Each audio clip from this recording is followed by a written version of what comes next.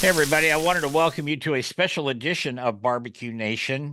Miss Whippen didn't get in on this one. She's tootling around in Florida off to do a special event herself today. But there's a big event coming up at the shed down in Ocean Springs, Mississippi. I always, Brett, I always say Mississippi. Try to make it sound like I'm from down there.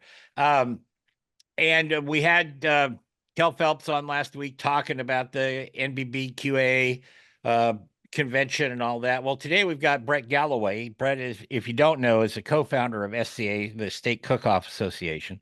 He's an author. Waylon and Willie Seasonings. He's got a lot of stuff going on. And him and his partner in crime, Ken Phillips, started the SCA a number of years ago, but they've also got an event at the shed that ties in right in the program of the NBBQA. There's too many letters, Brett. I mean, it's just we're all alphabet people now. Anyway, we're going to cover all that and more. But Brett, welcome. Thank you, buddy.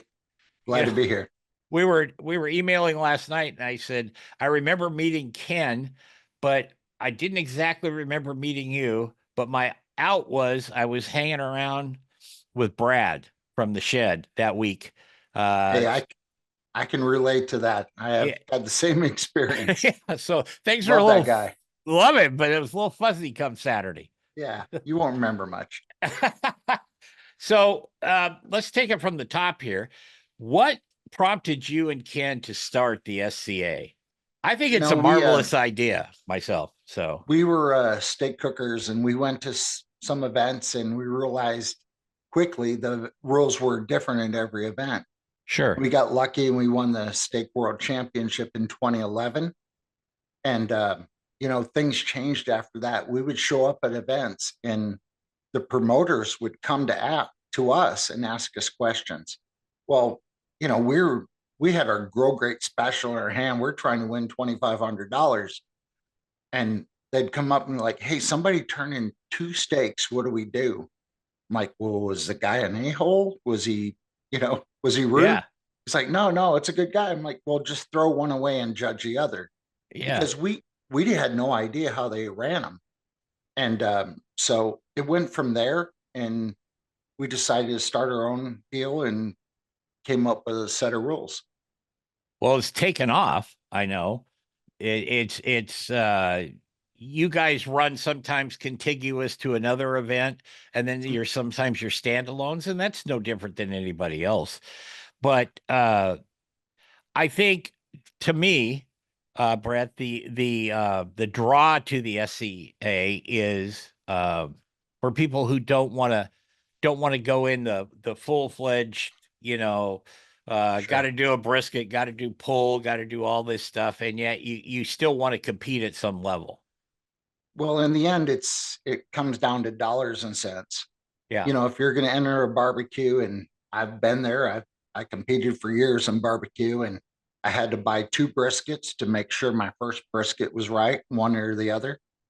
I bought four racks of ribs. I bought two pork butts, and I can't tell you how many chicken thighs because I was never a good chicken cooker. But in SCA, when you sign up, they give you two ribeyes. It's a level playing field.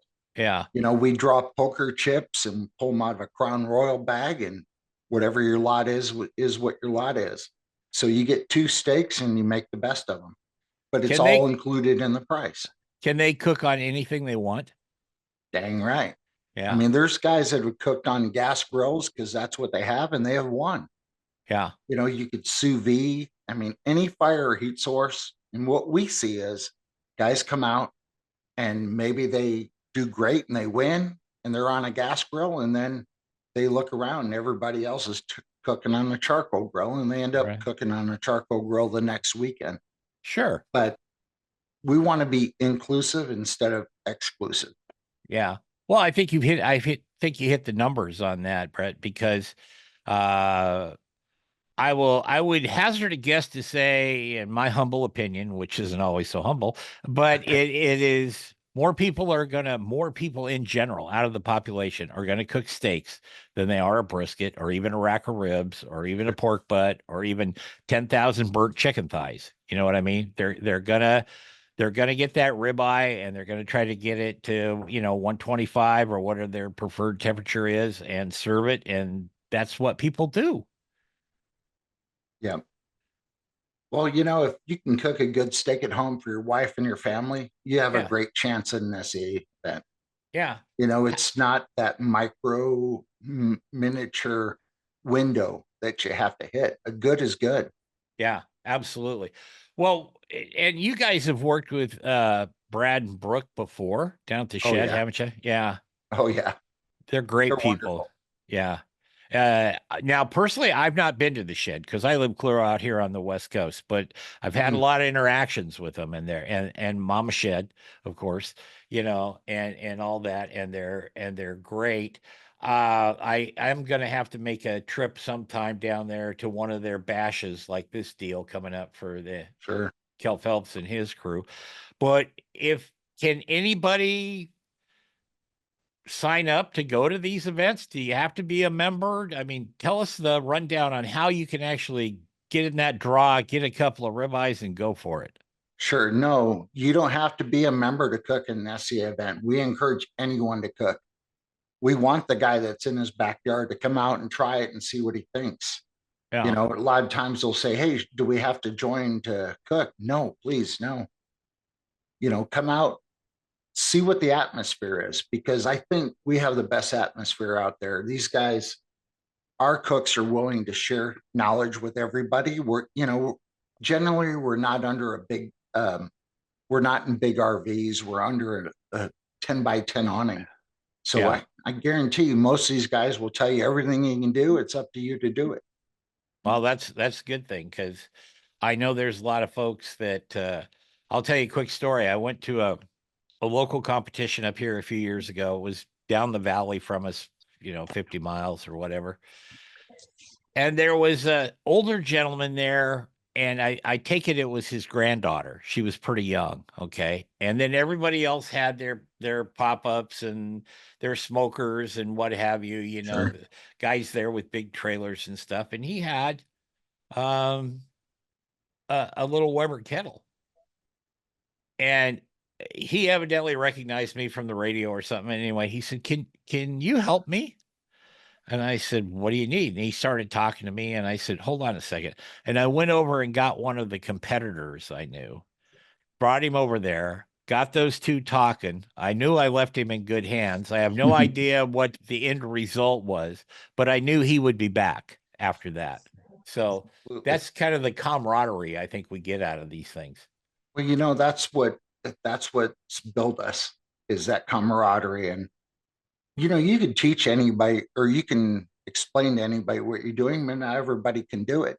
But Right. if you share the knowledge you have with somebody, they're invested, and that's kind of what's helped us grow. The cooks, Absolutely. it's not us, it's all the cooks that cook SCA that have helped us grow.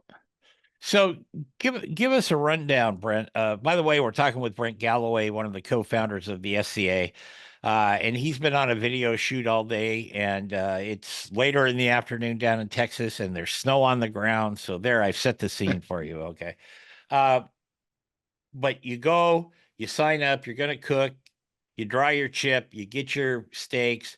Mhm. What's the procedure after that? I mean, assuming they're cooking, okay, we will push that aside. But what happens? I mean, is it like KCBS for people? Do they like at the shed this week, are they gonna cook their steak and put them in a box or put them on a plate and take them to somebody? I mean, what's the rundown there? Sure. Once they get their steaks, it's up to them what they do with those steaks. Some guys like a sous vide process. Yeah, Some guys will marinate, or guys I say, but we have our last champions have been females, so I shouldn't use the word guys, but the competitor will, there you go. they have a lot of time. You get your stuff at 10 o'clock, you don't turn in usually until 2 or 3 o'clock. So you have a lot of time to decide your process with those steaks. And some guys will marinate, some guys and girls where they'll do a dry brine. It's really up to them what they do. Yeah. And we generally, our turn in is say 2 to 2:30. It's a half-hour window, much different than barbecue Oh because yeah. it's not before or after. It's we go by 2 to 2. 2 to 2:30. We don't have a fancy clock that's sitting on the table, and if it hits 2:30, what we do is we've coached the people that do turn-ins. When you walk outside, we want you to look left, look center, look right. If you see anybody coming, they are in. Right. So, I'm not gonna we don't want to disqualify somebody for 5 seconds. If we see them walking up, they're in, we'll tell them to slow down. We got you. Yeah. And so it's a little bit different. And the judging parameters, Brett, I mean, Sure, KCBS, they've got their own system, and they other do. associations have their own system. Uh, what is the SCA? Because you're just doing one piece of meat. You're not going to Mhm. get shoved three more times, so to speak. Your palate can really enjoy it, if you will, if you're a judge, I would think. So, what's the process there? So once a steak is turned in, if you are a cook, I want you to know, once that steak is turned in, your steak is not going to sit there. It's going to go to one of however many tables there are, because we run multiple tables. I'm going to use a shed as examples. Let's say we have 100 teams. I don't want my judges tasting over 15 bites. So it's Right. probably 6 tables, maybe 7. Right. As soon as the steak comes in, they go to the first table that's available. So if you're going to rest it. Oops, sorry. Once we So, rest, I want you to rest it at your camp. right. So once they let it rest at their camp, it goes to the table. Those 5 judges will judge that steak that's in front of them. They're not going to compare it to any other steak. It's how do they feel about that steak? It's judged on appearance, appearance, doneness. Our goal is a medium. We Yeah. have a picture that we put in front of every judge. They look at the steak, they look at the picture. And if we're at a cook's meeting and you're a new cook, please ask us. We will show you the picture. We'll actually let you take a picture of it because we want everyone to know what the standard is. Yeah. And so we compare to that, and that's our doneness. And then it's texture. Texture's up to the judge. We don't tell them what texture is. You can overdo any texture or underdo. By overdo, I mean you can marinate it too long and it tastes like baby food. The texture is compromised. Right. So So we I've got a really technical question for you here, Brett. Sure. You're going up and you're going to run the competition in Missouri, and your partner Ken is going Yep. down to Mississippi. Yes, sir. Which one's going to have more fun? I think that's a hard question, but I think Ken may have a little more fun. And I'm pretty upset they're on the same weekend. Actually, I'm a lot upset because I love the shed event. It's a Yeah. great event, and all the barbecue world and the SCA world will be there. But I'm pretty lucky too because we're running an event in Cape Girardeau, Missouri, Right. and we've got 40 teams. My Oh event wow. fills up within 10 minutes, and it's indoors. It's at a basketball arena, and we're inside on the bottom floor of the basketball arena. Oh, there So you go. they're both great events. I noticed that on the sheds menu, if you will, the lineup, they're also doing a pork chop down there. Yeah, it's a kid's pork chop. Yeah. That's interesting. Yeah, it's something different. The kids, we started with pork chops to give the kids a kind of an entry into SCA. But, I think also we have a competition there where the kids are cooking ribeye. Yeah. I think that's the future of our kids' competitions is we want them to get used to a ribeye. That way that's what they cook when they get older. But do you remember pork when your grandparents would talk to you? I'm sure it happened to you because my grandpa did. My grandma was not the greatest cook in the world. I loved her to death, but she would undercook her pork. My grandpa was in the background and said, "Well, you're gonna get trichinosis from that." I'm Yeah. like, no, no, no, no. Yeah. That's been bred out of cattle for like 80 years. Right. So Right. we don't judge doneness when we do a pork chop for kids, just because we don't want any judge that remembered their grandpa saying you're going to get Yeah. trichinosis. So, both Ken and I agree, that's an old school deal. And going forward, we're going to encourage the kids to cook a ribeye because that's what they'll cook when they get old enough to compete in SCA. I hate to tell you this, Brett, but my father was a Yeah. pan fried guy. Oh, nice. Every steak we had growing up, we raised our own cattle, we had our own feeder steers, blah, blah, blah, was pan fried. And then when I discovered two things, I was watching, he's a good friend of mine now, Graham Kerr, the Galloping Gourmet. His TV shows were on when I got home from school, got off the bus, right? So I'd run in and watch it. I learned about broilers and I learned about, kind of cooking with other heat sources from not just his show, but other shows were starting to come Sure. in like that. And I remember the first time I broiled a steak, I like my steaks medium rare, Yep. maybe even a little more on the rare side. My dad wouldn't eat it. So I know exactly what you're talking about with your Yeah. grandfather, like that, they had to be like the shoe leather stuff to eat Oh it. my gosh. Yeah. It was terrible. If we Uh, could serve them a steak or a pork chop now, it would change their world. oh yeah. I like my pork chops kind of juicy and I don't mind the pink in it. I mean, that's fine. Absolutely. We all know the science now, so whatever it is, like that. What is the rhinestone deal though? So they have a Mm, rhinestone cowboy yeah. uh SCA cook down there, and I'm honestly not familiar with that. That's sweet Linda, Mama Shed. Is it? The first year it happened was when it was actually our first year with MBBQA and our first year with SCA.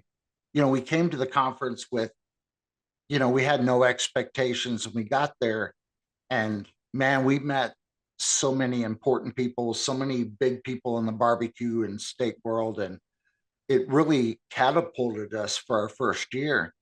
And it was when we went there, we had 3 events. We left with 19 events the next Monday. So Wow. we met different people there, and it was really a blessing that we met the MBBQA Yeah. and Linda. Yeah. Oh, I like Mama Shed. Oh, I Mama Sheds are great. I've spent a number. And she came up with this deal. It's a rhinestone cowboy, they call it. It's a hat, and she bedazzles the whole thing. It would almost make up for my bald spot if I had one, but Why do you think I wear a hat? no, I did it, man. I did it. Oh, that's great. It's going to be a lot of fun, and It is. that's at the shed, and I think the convention starts on the 15th and it goes through the 18th. So you got 15, 16, 17, 18, you got 4 days. Yep. Live fire cooks, SCA competitions, and it's at the shed. And I think that's all we need to say about that down there. We can have a lot No, of they fun. they are. I would venture to say they're our premier event, other than the World Championship. They are Yeah, probably the biggest event in SCA. It's because of what they put into this event. Brad and Brooke do an amazing job. Mama Shed does an amazing job, and they take care of the cooks. They have a breakfast for the cooks. I mean, if I was a not founder of SCA, I would be out there cooking this event. I yeah, just don't believe in cooking in my own organization. yeah, yeah. But if I wasn't, I would be there because I think it's an amazing event. I was going to ask you something too, and I'm kind of skipping backwards for a second, Brett. But That's okay. uh, can people? You say they cook it any way they want, sous vide, whatever. Can they Sure. use? Are they limited on anything they can use for seasonings? No, no, no. It's up to them. They can use any seasoning, any marinade they want. Once they get the steak, it's up to them what they do with it. Everybody's got a different profile. Yeah, So we absolutely. leave it No, up to them. that's really good. Um, how many participants or members do you have now with SCA roughly? SCA, we got about 7,000 members, about 24,000 contacts. People have cooked SCA, may not be members, but they're at least contacts that we communicate with. And, we've been in 21 countries now. We just Wow, added Romania to the list. So that's neat. What we're doing is building up to the SCA World Championship in March. sure. We So have 400, Ken did the math, 497 individual people or teams that are signed or qualified for the event. So it's going to be the world's largest steak cook-off again. And we're just excited that that many people are excited to cook our event. Oh, We got excellent. teams coming from Europe, from Australia, from Germany, from Canada, Guatemala, Brazil. I mean, 21 countries that are coming. So I got another question though. How did the Romanians deal with the Texas Cowboy? Well, Ken's a Texas cowboy. He shows up in his cowboy boots and boots, and I show up with my long hair and my same shirt I wear every weekend, which I'm wearing now, and a pair of shorts. What's funny is I went to an event in Guatemala and I walked down there and I met the promoter of the event, and he's like, you look just like the pictures I see. And I'm like, every weekend I travel, every weekend I throw these in the same suitcase. I wash them and put them right back in the suitcase. Yeah. Oh yeah. I did that for years. Um, Yeah. how can people find out more? Because I know you've got stuff on the website about what's coming up at the shed, but your other competitions and joining and all the Mhm. stuff they need to know, Brett. Our website is steakcookoffs.com. That's cookoffs with an S on the end. It's plural. You can just go on that site, and if you hit events, there's different levels you could choose. But if you hit events, it'll tell you our next events coming up. You never know where they're going to be. So we've Right. got events around the world, and we're very thankful. And just come to our site, see what you find. If you have any questions, email me. It's brett@steakcookoffs.com, or Ken. Actually, call Ken. His phone number is Or is on 972-345-0774. And he likes calls after midnight. Give him a call, see what happens. Okay, we'll do that. We'll do that. I'll actually put that in the social media post too when we Yeah, do this. please do. Okay. He'll love that. Okay. Brett Gallaway, one of the co-founders of the SCA. There's a big event coming up at the shed and also in Cape Girardeau up in Missouri. But Sure. the one down at the shed, there's that's tied in with the NBBQA. Brett got the assignment. Well, he chose it to go to Missouri, and Ken will be down in Ocean Springs. But buddy, thank you for being with us Oh, today. thank you for having me on, buddy. I appreciate it. And anytime I get to talk about SEA, I'm excited. You got it. All right, this is our special little broadcast of Barbecue Nation, and we wish you all a great weekend. And remember our motto: turn it, don't burn it. Go out and have some fun, everybody.